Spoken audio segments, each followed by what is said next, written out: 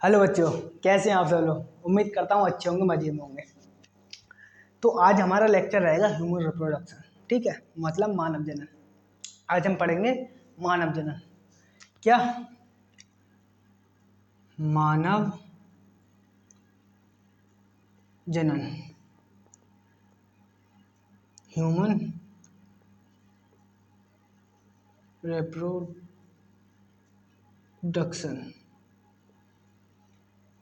Human reproduction. लेकिन उससे पहले एक चीज़ बताऊंगा कि निषेचन, फर्टिलाइजेशन की प्रक्रिया क्या होती है। देखिए, मेल एंड फीमेल। मेल में क्या होता है? स्पर्म। फीमेल में क्या होता है? ओवम। ठीक है, पुरुष महिला। जब ये मिलेंगे, ओवम और स्पर्म मिलेंगे, तो उसे ही हम फर्टिलाइजेशन बोलते हैं। जैसे ये मिल गए, अब मिल तो गए, उसे फर्टिलाइजेशन बोलेंगे। ठीक है, अब ये मिल के एक प्रोडक्ट बनाएंगे, उसे क्या बोलेंगे? जाइगोट। जाइगोट। क्या? जाइगोट। मेल एंड फीमेल मिल गए और जाइगोट बना लिया। ठीक है, उससे आगे क्या बनेगा जी? एम्ब्रियो। ठीक है, उससे आगे क्या बनेगा? बेबी। बेबी। ठीक है, बेबी हो जाएगा आराम से। तो यही फर्टिलाइजेशन की प्रक्रिया होती है। ठीक है, समझ गए? इतना समझ गए तो ये मिटा देना है। ठीक है, इतना समझ गए होगे तो मिटा दें तो ठीक। अब हम ह्यूमन रिप्रोडक्शन में क्या सबसे पहले क्या करेंगे? हम पढ़ेंगे male reproduction. Male reproduction, male reproduction. ठीक है, सिस्टम, सिस्टम। ठीक है, मेल रिप्रोडक्शन सिस्टम। अब हम इसका एक स्ट्रक्चर बना रहे हैं मेल रिप्रोडक्शन सिस्टम का।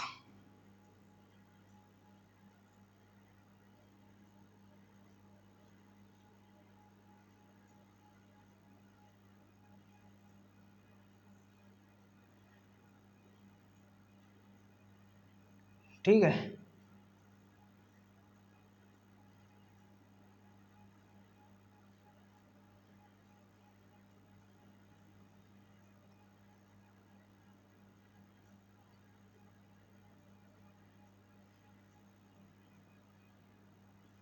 ठीक है, मेल रिप्रोडक्शन सिस्टम बन गया। अब ये क्या है? इसे तो बोलेंगे हम स्क्रोटम। स्क्रोटम बोलते हैं इसे। ठीक है, ये क्या है? ये है टेस्टिस, सबसे मुख्य भाग। टेस्टिस मतलब वर्षा, मेल रिप्रोडक्शन का सबसे मेन भाग, मेन पार्ट। ठीक है, इसमें क्या होता है? इसमें ही सबसे जो स्पर्म है, जो शुक्राणु हैं, वो यहाँ पर फॉर्मेशन होते हैं, मतलब निर्माण होते हैं यहाँ पर। कहाँ? टेस्टिस में। टेस्टिस में कहाँ पर? इसमें होती है सेमनीफेरस टेब्यूल्स। Seminiferous tubules. क्या? Seminiferous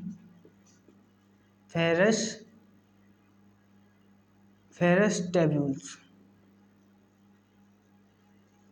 tables. ठीक है, सेमनीफेरस टेबल्स होती हैं। अब सेमनीफेरस टेबल्स में ही जर्म सेल्स होती हैं। जर्म सेल में ही जर्म सेल इस सब का निर्माण करती है, फॉर्मेशन करती है। ठीक है, तो समझ गए? ठीक है, अब मेरी बात सुनो। टेस्टिस हैं, आपने कभी सोचा है कि टेस्टिस शरीर के बाहरी क्यों होते हैं? ठीक है, ये शरीर के बाहरी क्यों होते हैं? ये शरीर के बाहर इसलिए होती हैं, जैसे शरीर का टेम्परेचर रहता है, टेम्परेचर के ऊपर बेस्ड होते हैं। मतलब कि शरीर का टेम्परेचर रहता है 37 डिग्री सेल्सियस। 37 डिग्री सेल्सियस रहता है, तो ये शरीर के टेम्परेचर से 2 से 3 डिग्री कम होते हैं। क्यों कम होते हैं? क्योंकि ये इनका जो स्पर्म बन रहा है, स्पर्म बनने की प्रोसेस है सेमनीफेरस टेबल्स में, जब बना रहे हैं जो स्पर्म है, जो स्पर्म की वजह से, जैसे अगर स्पर्म को 37 डिग्री सेल्सियस में रख दिया जाए या उससे ऊपर में रख दिया जाए, तो स्पर्म डिस्ट्रॉय हो जाएंगे। इसलिए ये शरीर शरीर में से जब 37 डिग्री सेल्सियस मतलब शरीर का टेम्परेचर रहता है, तो शरीर में से ही स्क्रोटम में आ जाते हैं। शरीर में पहले जब अंदर ही रहते हैं, मतलब कि माँ के पेट में तो अंदर ही रहते हैं। ठीक है, लेकिन जब बच्चा पैदा हो जाता है, ठीक है, उसके 7 मंथ बाद ये इसमें आ जाता है स्क्रोटम में। क्यों आ जाता है? क्योंकि शरीर का टेम्परेचर 37 डिग्री रहता है और 37 डिग्री पे स्पर्म डिस्ट्रॉय हो जाते हैं। और आपको भी पता है अगर स्पर्म डिस्ट्रॉय हो गए तो बेचारा वो आगे संतान पैदा नहीं कर सकेगा आगे लिए, ठीक है। तो इसलिए ही सबसे महत्वपूर्ण भाग होता है टेस्टिस, और उसमें स्पर्म फॉर्मेशन होते हैं, स्पर्म का निर्माण होता है, ठीक है, समझे इतना। ये क्यों बाहर होते हैं? टेम्परेचर की वजह से, ठीक है। अब ये क्या है? ये है वास्ट डिफरेंस, वास्ट डिफरेंस। देखिए पुरुष में क्या होता है? नसबंदी। पुरुष में नसबंदी किसकी होती है? इसी की नसबंदी होती है, यही नस होती है। स्पर्म बनना है, स्पर्म को ले जाने वाली नस कौन सी है? Vast difference. अब पुरुष में जब नसबंदी होती है तो इसी नस की होगी, तो वास्ट डिफरेंस मतलब इससे वास्ट को टॉमी, ठीक है। पुरुष की नसबंदी क्यों बोलेंगे? वास्कोटोमी। बात से याद रखना, वास्कोटोमी, डिफरेंस हटा देना कि पुरुष की नसबंदी को वास्कोटोमी और फीमेल की नसबंदी को होती है ट्यूबिकोटोमी, ठीक है।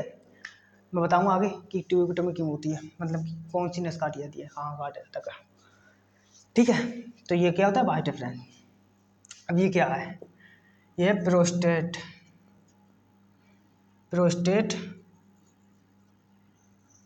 ग्लैंड, प्रोस्टेट ग्लैंड, ठीक है। प्रोस्टेट ग्लैंड है, ठीक है। ये क्या है? यूरेनरी ब्लेडर, ठीक है, मतलब यूरेनरी ब्लेडर किडनी। ये क्या है? ये है पेनिस। ये क्या है बीच में? ये है यूरेथ्रा, यूरेथ्रा, ठीक है, समझ गए? ये क्या है? अब मैं बताता हूँ। जब स्पर्म यहाँ से बन रहा है तो ये प्रोस्टेट ग्लैंड है, ये कार्य क्या करती है? जब स्पर्म बन रहा है सेमिनिफेरस ट्यूबुल्स में, जब सेल बना रही है, तो ये स्पर्म निकल के इसके थ्रू वास्ट डिफरेंस के थ्रू कहाँ पर जा रहा है? वास्ट डिफरेंस द्वारा कहाँ पर जा रहा है? प्रोस्टेट, मतलब यहाँ पर प्रोस्टेट ग्लैंड करें, मतलब पेनिस, पेनिस की जगह, ठीक है, यूरेथ्रा। अब ये बात बताओ कि अब यूरिनरी ब्लैडर है जिसमें पेशाब होती है, मतलब किडनी, किडनी है ऊपर, ठीक है। अब किडनी के पेशाब करने का भी रास्ता एक ही है और जो स्पर्म आ रहा है उसका भी रास्ता एक ही है। अब इसे हम कैसे इसका कार्य बता सकते हैं? जैसे ये एक गेट के समान कार्य करता है। गेट मतलब जब जब स्पर्म आएगा तो ये उस साइड को बंद हो जाएगा, यूरिन ना आए, बंद हो जाएगा, ठीक है। अब यूरिन आ रहा है, मतलब पेशाब आ रही है, तो स्पर्म की जगह को स्पर्म का गेट बंद कर देगा, ठीक है। गेट बंद कर देता है, जो मतलब कि जिसकी ज़रूरत होती है, जिसकी ज़रूरत जब एक चीज़ आएगी तो एक चीज़ का गेट बंद कर देगा जी, क्या? Prostate gland. एक कार्य और भी होता है इसका, ठीक है। पेशाब होती है हमारी बहुत एसिडिक। एसिडिक कैसे? जब आपने कभी देखा होगा, आप ही कभी मतलब कि पेशाब कर देते हैं कभी जगह पे दीवार के किनारे, अब दीवार वो गलने लगती है। गलने क्यों लगती है? क्योंकि वो अमोनिया बन जाती है, अमोनिया बन जाती है, इसलिए वो अमोनिया बहुत खतरनाक होती है, दीवार को भी गला देती है। अब ये तो खाली पेनिस है, पेनिस, यूरेथ्रा, ठीक है। अब इसे इसे क्या गलने में, ठीक है, वो एक इतनी मजबूत चीज़ दीवार, ठीक है, मसाले से वो गला देती है, तो सिर्फ पेनिस से जैसे कितनी जल्दी गलाई। तो ये बहुत बहुत एसिडिक होता है, ठीक है। अब एसिडिक होता है तो ये यूरेथ्रा में जब पेशाब, मतलब पेशाब इसकी थ्रू होती है, पेशाब जब उससे छू के निकलती है तो इसमें भी जाहिर सी बात है, तो इसमें भी लगेगी, तो ये बहुत से एसिडिक हो जाए। तो एसिडिक के लिए न्यूट्रल करने का काम करती है क्या? Prostate gland. क्या न्यूट्रल कौन करता है? मतलब कि न्यूट्रल करने का काम करता था, न्यूट्रलाइजेशन का काम करती है क्या? प्रोस्टेट ग्लैंड, ठीक है, समझ गए? प्रोस्टेट ग्लैंड का कार्य, ठीक है। अब ये यूरेथ्रा के थ्रू स्पर्म या पेशाब निकलती है, ठीक है, ये पेनिस है, ठीक है, समझ गए?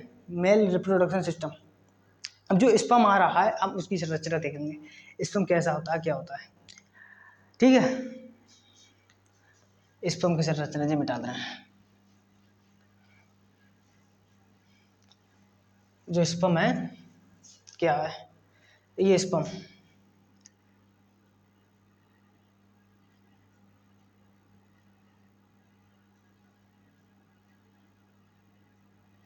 ये स्पर्म है, ठीक है, ये स्पर्म है। ये क्या है? टेल, मतलब पूछ, ठीक है, टेल पूछ, पूंछ। अब ये क्या है, हेड। हेड, अब हेड में ही होता है सबसे मेन चीज क्या, केंद्रक। क्या, केंद्रक, न्यूक्लियस।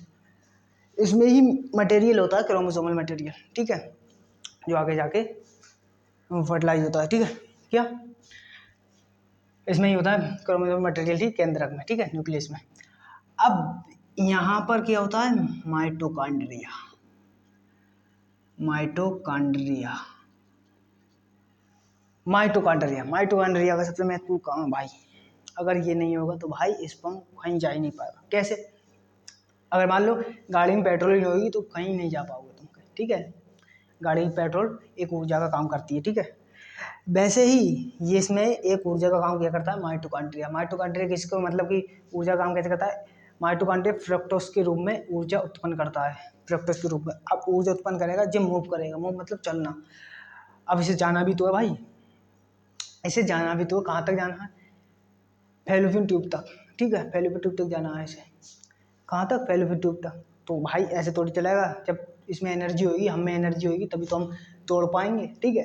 तो इसलिए ये दौड़ेगा, कहाँ तक जाएगा, फीमेल के ओवम तक, फैलोपियन ट्यूब तक, ओवम तक जाएगा, ठीक है। वहाँ ओवा होंगे, अंडा होंगे, ठीक है, फीमेल के।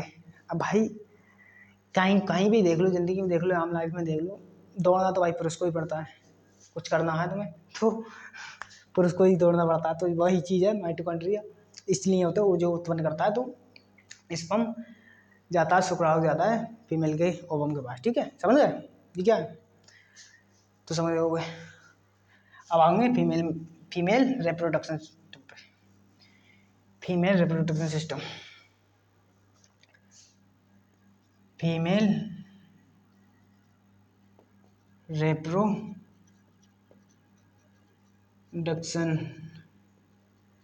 सिस्टम, ठीक है, फीमेल रिप्रोडक्शन सिस्टम। तो बना ले इसे, ये बना रहे हैं भैया, क्या करोगे, बनाएंगे।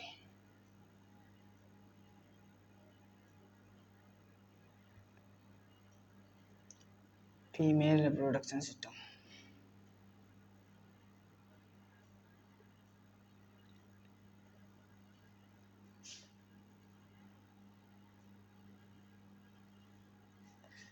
ठीक है भाई।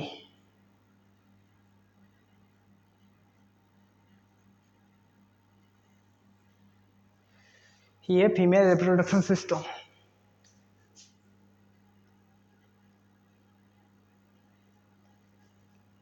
ठीक है, फीमेल रिप्रोडक्शन सिस्टम। अब ये क्या है, ये है ओवरी। अब ओवरी सबसे मेन भाग होता है, कैसा, कैसे, इसमें ही फॉर्मेशन होता है किसका, ओवम का, अंडाणु किसके, किसमें निर्माण होता है, ओवरी में, ठीक है, अंडाशय में, ठीक है, फीमेल के अंडाशय में अंडाणुओं का निर्माण होता है, ठीक है, ये अंडाशय में निर्माण होगा, ठीक है, अंडाणुओं का, ठीक है, हो गया। अब ये क्या है, फैलोपियन ट्यूब, फैलोपियन